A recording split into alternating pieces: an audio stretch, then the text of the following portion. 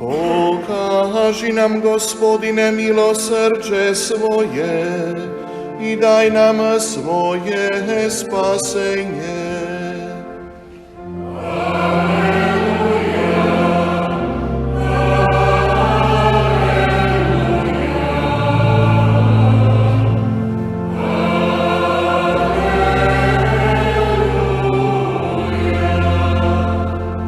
Gospodin s vama.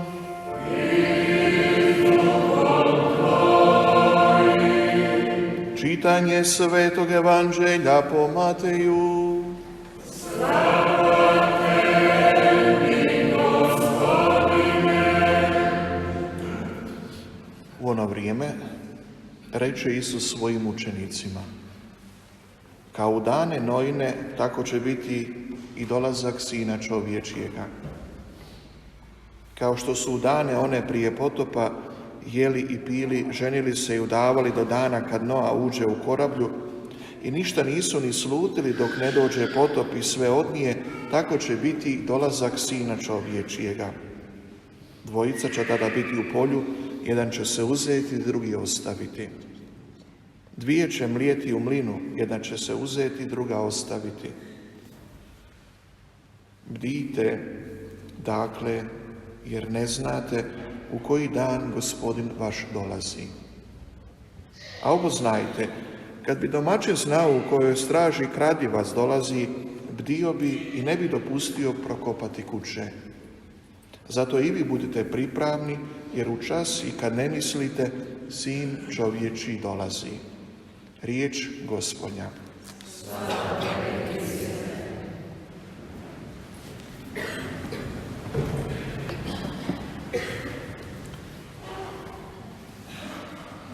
Draga braćo i sestre,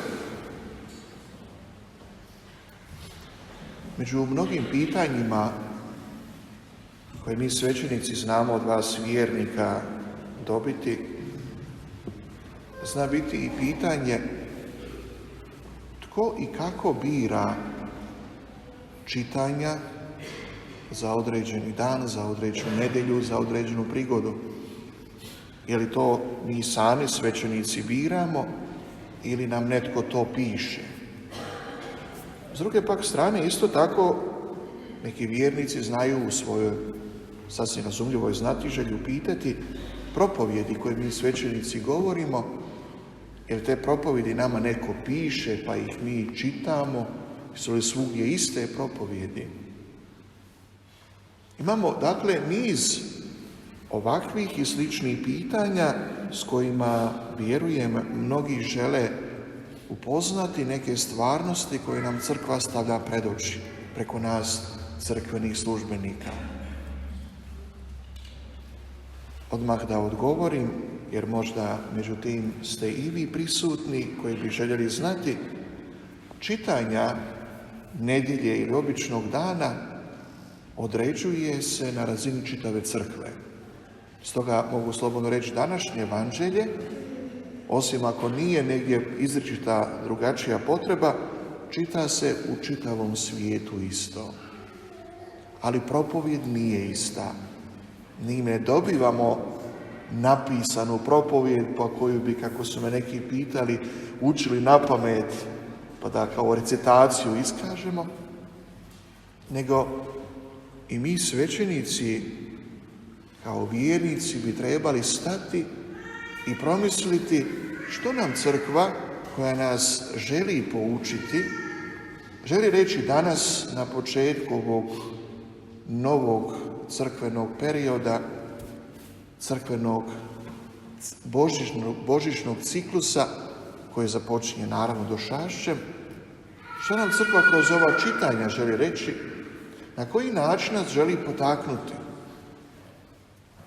Upravo pokušaj crkve da kroz razmatranja svetopisanskih tekstova i promatranja određenih vremenskih perioda ne želi nas poučavati nečemu što već znamo, nego nečemu što pomišljamo kako dobro znamo, a u biti uvijek moramo učiti.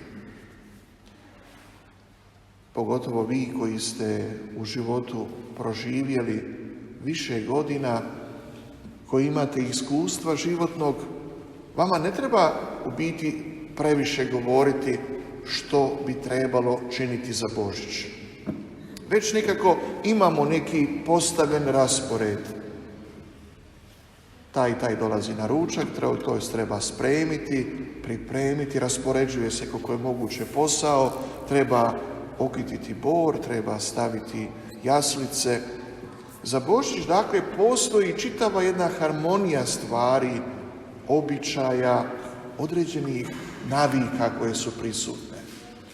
No ono što moramo primijetiti da se u određenom trenutku ti već poznati običaji počinju mijenjati. I naravno da se jako nezgodno doživi kad dođe novi svećenik pa on sad sve nešto novo mijenja, sve nešto novo stavlja. Poprilično je teško, pa makar to bilo nekad i opravdano, poprilično je teško prihvatiti te promjene, jer se stvara osjećaj straha. Ako se izgubi ono staro, izgubili smo sve.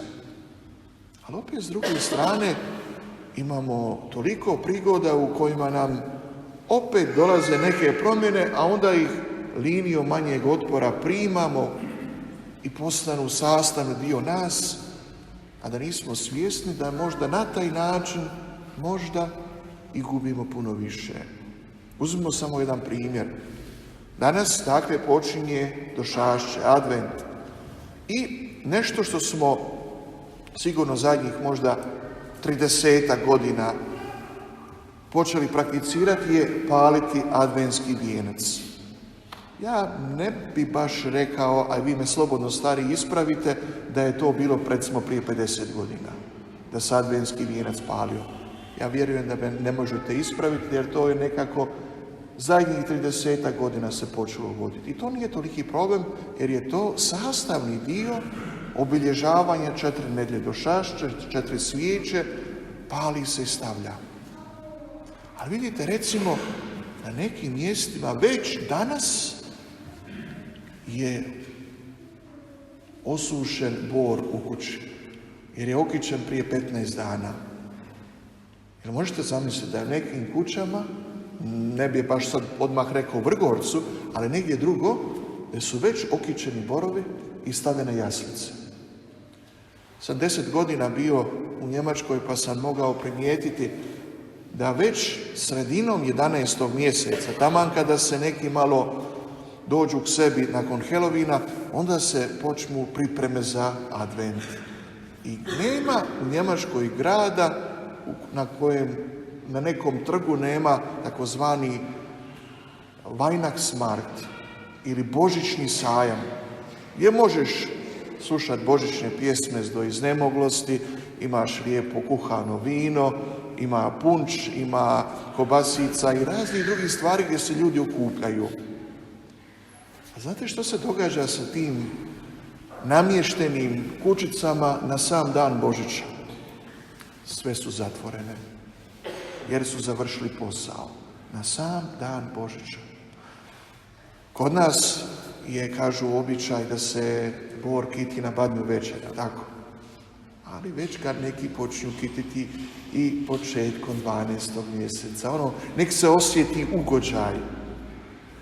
U Njemačkoj konkretno već na Svetog Stjepana borovi se bacaju.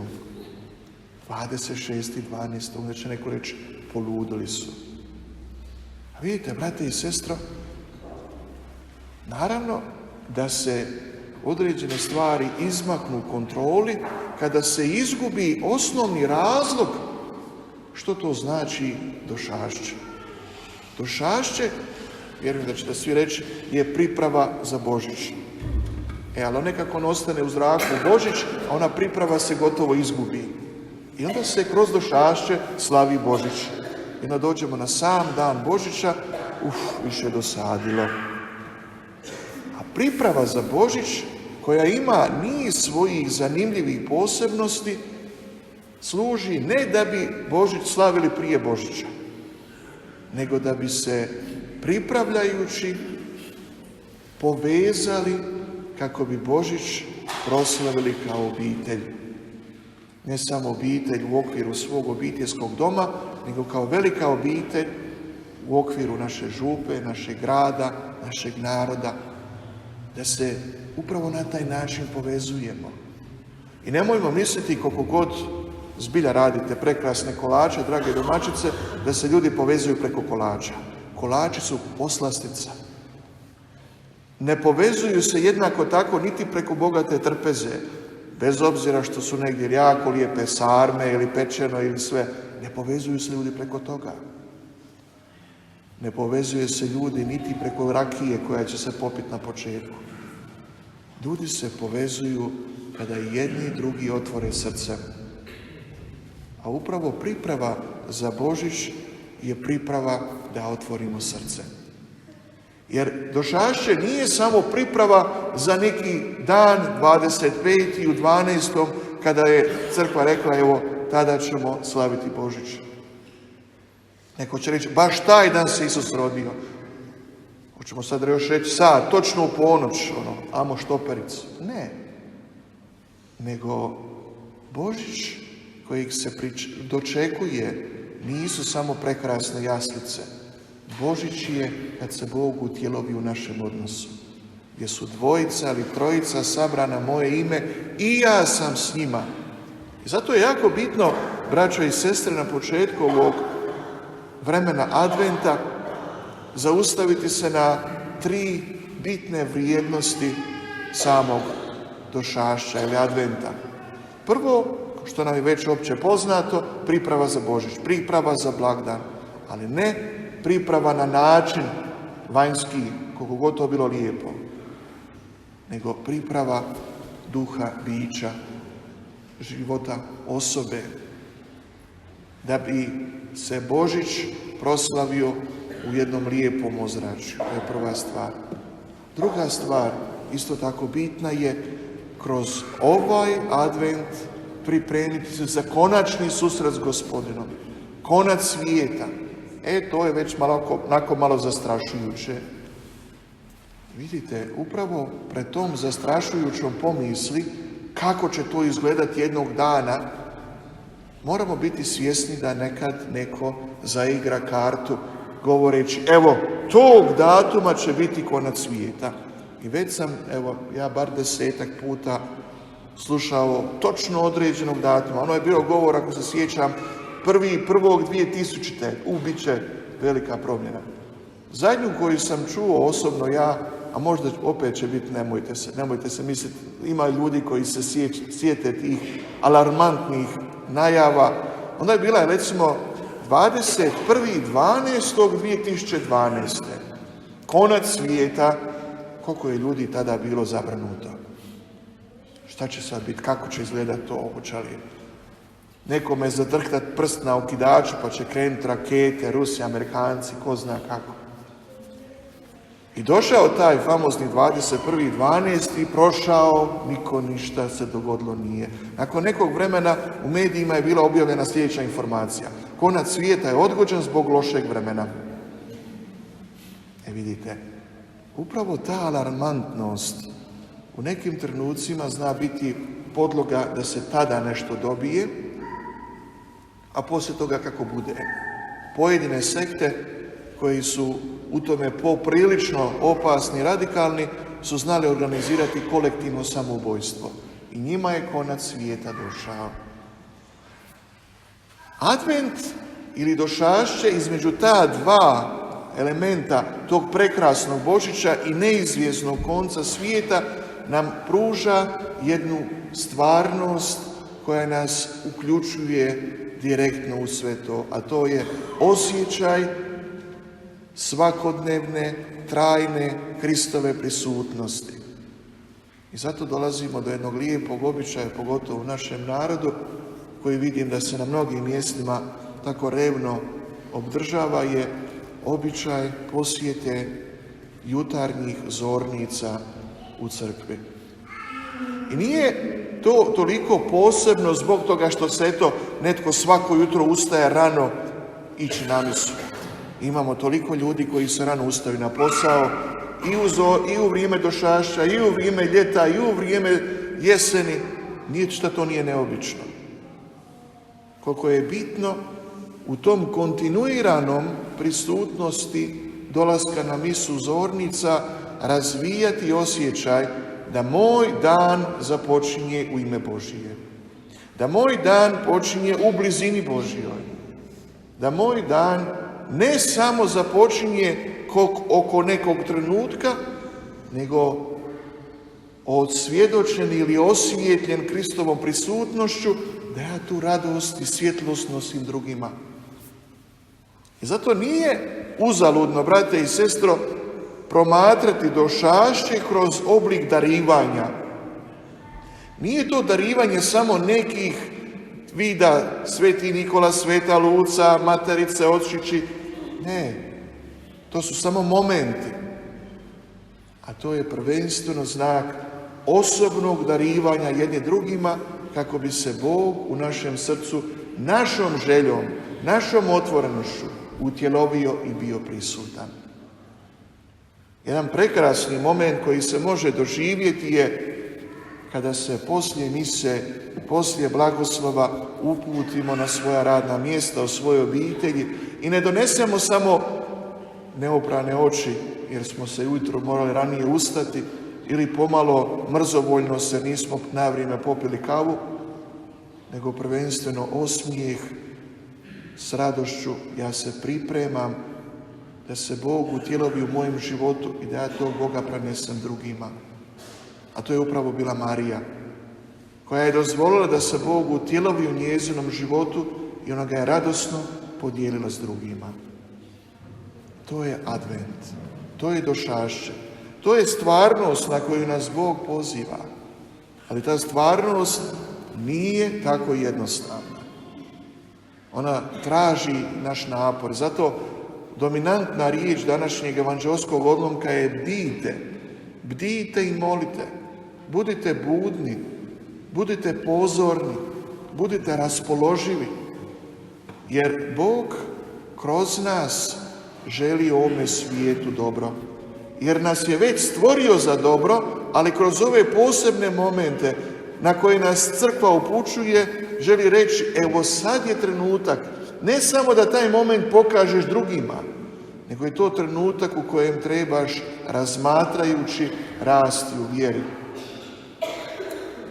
Nešto što je prekrasno doživjeti nakon misa zornica, nakon završenog niza kad dođe Božić, blagdan Božića, da neki ljudi znaju reći, baš mi je žao što su zornice prestale, ja bih želio to nastaviti. Ne moraju to opet biti oblici rano jutarnjeg dolaska na misu, ali može biti trenutak u kojem ću se ujutro, kad se probudim, započeti dan s molitvom. S molitvom u kojem ću Bogu preporučiti svoj život, svog bližnjega i otvorenosti srca s Bogom činiti sebi i drugima obilje dobra. Tako neka bude. Amen.